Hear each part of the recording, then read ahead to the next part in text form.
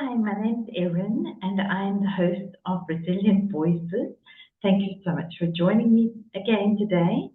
And today I'm delighted to be talking to Sue Mitchell Metz. Sue is an RN, BSN, MS, CT, and is a passionate advocate for mental health, suicide awareness, and grief support. She's dedicated to eliminating stigma surrounding these issues. She supports individuals navigating grief, coping with suicidal ideation, experiencing crisis, or mourning a loved one lost to suicide. With a background as a registered nurse and EMT, Sue holds a degree in organizational leadership and Thanatology. She serves as an executive coordinator for NAMI Fond du Lac County and as the Caregivers Program coordinator at SSM Health. In these roles, she facilitates support groups and provides education to diverse audiences, including schools, hospitals, churches, law enforcement agencies, and legal professionals.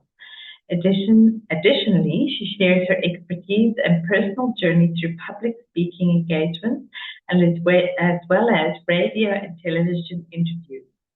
Sue is married to Steve and is a devoted mother to her 3 children, Ryan, Mariah, and Bryden, as well as a loving grandmother to Sian, who fills her time outside of work and camping, as well as who fills her time outside of work and camping.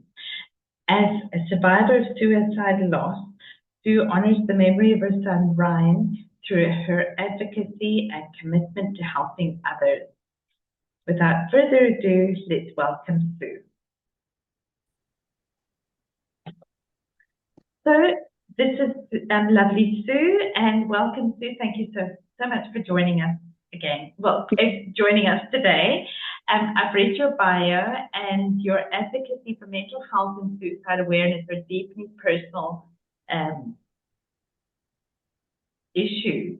Like, how did you get into this? I obviously went through losing Ryan, but could you elaborate, please? Yeah, so after Ryan died, I really found myself in a place where I couldn't find the resources I needed. I'm a nurse by background, and I felt if I didn't know where to find them or couldn't find them easily, how is somebody in the general public supposed to know? So I really just started outreaching and finding what organizations had to offer survivors of suicide loss. And the more I looked into it, the more I found there really wasn't much in my community. So I start working with the organizations to create different means of support. And so, we developed, it's called Pathways to Care. And so it's a brochure, a flyer that has like all the organizations in the community that help with crisis situations and beyond. And then I started a support group for survivors of suicide loss. Right. Wow, that's pretty amazing. So what are the biggest misconceptions about suicide that you encounter, and how can we break the stigma? I think the biggest misinformation I had was that it's not going to happen to me. I live in a very small town. I was very open with my children. We talked about, abstinence from sex and drugs and alcohol use, and not, abstinence from use of that. And we didn't really talk about suicide, although we did talk about mental health. My daughter was diagnosed with depression when she was in high school. So, we had talks about mental health, and it wasn't like taboo or anything, but I think just a thought, it's not going to happen to me. And so when I realized it does just happen to me and anybody like me, and that's when I felt the stigma hit. And I noticed differences when my son died by suicide versus like when a friend's daughter and granddaughter were murdered. In just that support between the two was so different. A group of us, when my friends lost her, daughter and granddaughter, like we had a meal train going and we made sure they had meals and, support. And, I checked in and just made sure she had what she needed. And for me, it wasn't like that. After Ryan's funeral, like everybody was just gone. I didn't get a single meal. I didn't get people checking in. And I truly believe it's because of the way he died. Oh my goodness, that is such ignorance. Yeah, and I don't, want people to, I don't say this to make people feel bad or to say, oh, you should have done it different. But I think it was just the way he died that people didn't know how to respond. And so they just avoided it altogether. Oh my goodness, that is so sad. Well, personally, I know that people have left my life, and to tell the truth, they're gone. Bye. Yeah. Yeah, I'm not really, people they weren't there during my hard times, and please don't even bother coming back during good times for me, don't even bother coming back, because I'm certainly not interested in having those sort of people back in my life. The way I see it is that if people are going to be so narrow-minded with how your child died, then honestly, they're not my people. They're not the people that I want to mix with. So yeah, that's pretty sad. That's very sad that you actually noticed that. And for myself personally, I've always thought, well, it doesn't really matter how your child dies, because the thing is that if your child, there's one mom that her two children were killed in a road accident, which is horrific, and her heart is just as broken as my heart. And so, I mean, the way I see it is that people are so ignorant. I don't really want to know them. I don't want them around. So I'm so glad that you're doing this work. So thank you so much for bringing light to it. And it's pretty sad that people have got such a narrow focus. And I've heard the same with people that have lost their children to drug overdoses. Yes. Because once a mom said to me, it's like, people do this. Like, no, I couldn't believe it. I couldn't believe it. It's pretty sad. It's pretty sad. Yeah. So, and I yeah. think part of that, and the fact that I was diagnosed with complicated grief, had to chose made a decision for me to go back to school, and I got a degree in Thanatology, which is a study of death, dying, grief, and bereavement. And so I am also a grief specialist. And I think I was just kind of pushed to that because I, again, didn't understand like what complicated grief even was and what it meant. And as I did more searching, in the US especially, we're one of the few nations that don't really memorialize death and the dead. We have that funeral and we say our goodbyes and we're supposed to move on. And that is not how grief is intended to be if you really, start to research it. And that, many other nations, countries, cultures, they really memorialize the dead and, continue them bonds with their loved one. And they have a time of grief. And sometimes that time of grief, is, 14 days, 28 days, 30 days, it's just different depending on the culture. But they celebrate that person and mourn that person openly and publicly with everybody for that time. And we don't do that. So I'm trying to change that as well. Oh, good. Well, then you'll have to come and learn from the people here in Mexico. I love it because that's the thing is, here in Mexico is the Day of the Dead. And that's why I love to run my retreat around the Day of the Dead, because then we put photos, we build an altar for everybody and all the things that they like. And Dakota loved Camel cigarettes, or I don't know, one's a little blue dot on, I think, not necessarily just Camel, but the ones that menthol cigarettes. Yeah, Dakota loved menthol cigarettes. So I've got her packet of menthol cigarettes sitting there and other things. And everybody puts whatever they want on the altar. And You know, I mean, they talk about a cultural appropriation. I'm not a culturally appropriating it. I'm culturally appreciating, you know, what Yes. they do here. I just like, it makes me feel so good. It really does. So I keep on trying to change that perception. That's the thing is, yeah. So you work with diverse groups, schools, and law enforcement, healthcare professionals. What do you find most rewarding and challenging with these engagements? I think rewarding is just knowing I'm able to help other people, support other people, and Yeah, allow them to not feel alone. yeah, yeah. Um, as you know, we shared, it can get hard to work with grief and death on a regular basis, for oneself. You know, it can become a struggle and can, you know, lead to burnout. And so I think self-care is very important as well, especially when Yeah. doing work like this. You know, I work two half-time jobs to work full-time. One is with NAMI, which is the National Alliance on Mental Illness, and I work for our local affiliate. And I'm the executive coordinator for them. And so I do a lot of work around mental health and trying to decrease the stigma as well as working with the community with the suicide prevention. And then I also work with SSM Health as their Care for Caregiver Program coordinator. And so really it's a peer-driven culture change we're trying to create, because we know peers will talk to peers more often than even going to professionals. We also know that peers are more likely to see differences in individuals sooner than others.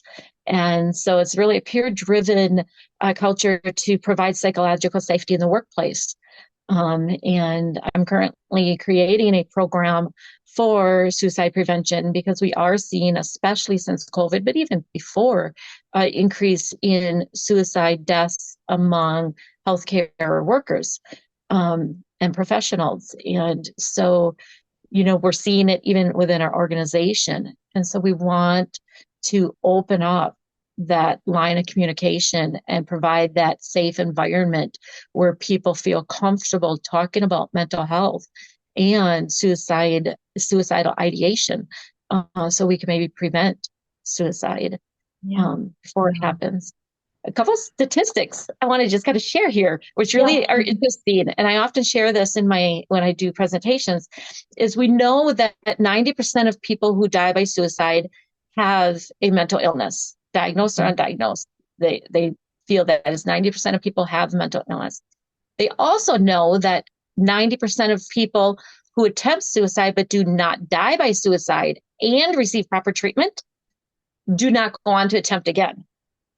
So if we can find those people who have suicidal ideation and get them the proper treatment before attempts, I don't know. It's got to be a huge depreciation or decrease in suicides. Yeah. And that just excites me to know that if we can educate these people and open that line of communication and provide that safe environment for people to start talking, and we know what to look for in everybody around us, and in ourselves, you know, maybe we can get that help before people decide to, you know, take their life by suicide.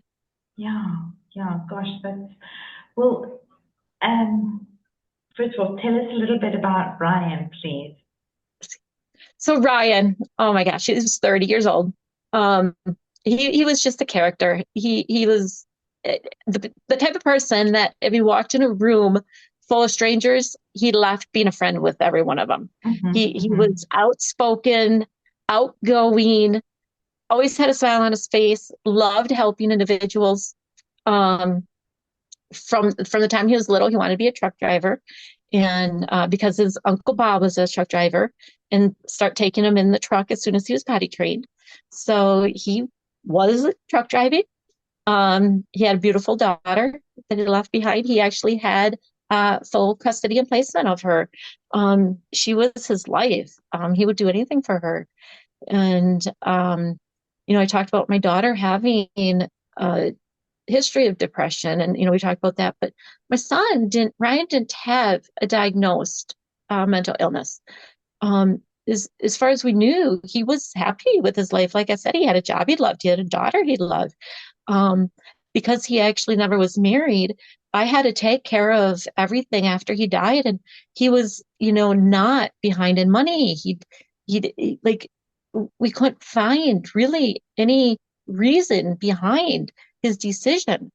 I'd give anything to have him here to tell us, what's wrong and get the treatment.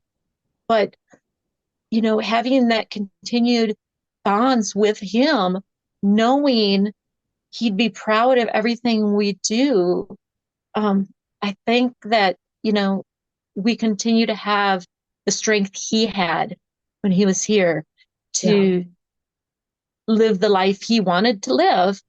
And I think he's sharing that strength with us, in his capacity. Yeah, I believe they do help us more from that side than they can from this side.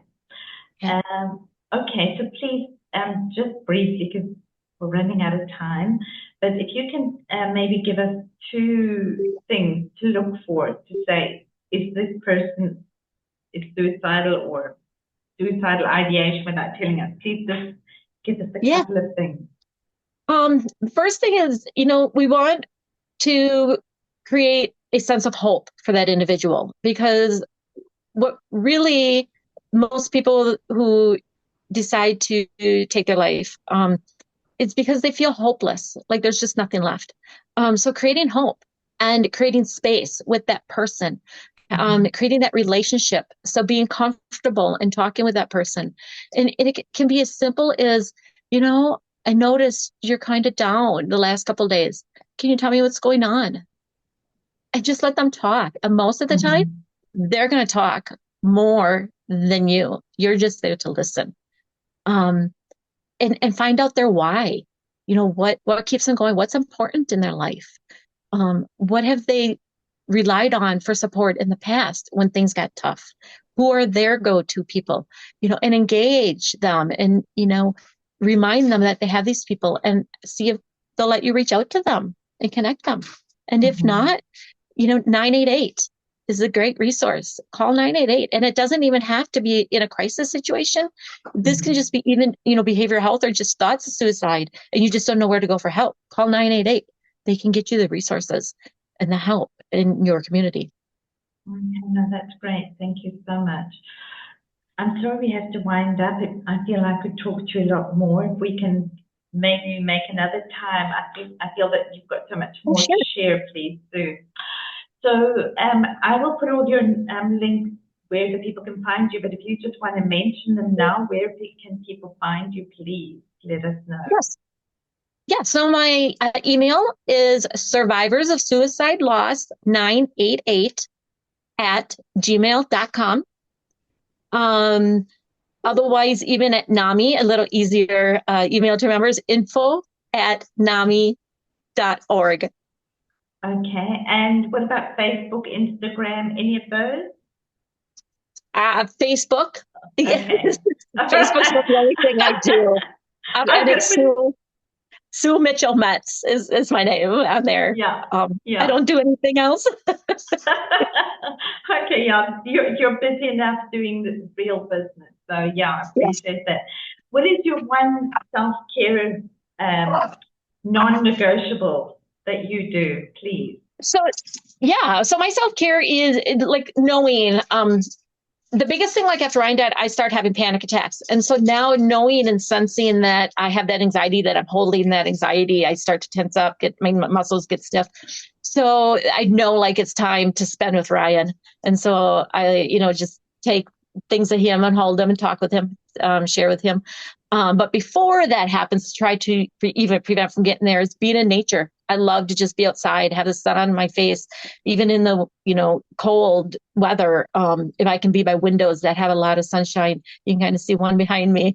So nature, taking time for myself every night before bed, is my time to wind down. And I usually will go in my room, do my devotions, read a book. And that's my time, about an hour and a half before my husband usually comes to bed. And then my big thing is, although I do a lot of work and I do a lot of volunteering, I try to keep my weekends open in the spring, summer, and fall anyway, because we are campers. And so making sure that I have that family time during the weekend is important to me. And then, of course, my dogs, you can hear them barking and running around. My dogs definitely. What's better than puppy kisses? I know, that's so true. That's so true. Sue, it's been so delightful talking to you. Thank you so much. I really, really appreciate this. And thank you for sharing about Ryan for us. Yes, thank you. I know. Okay, thank you.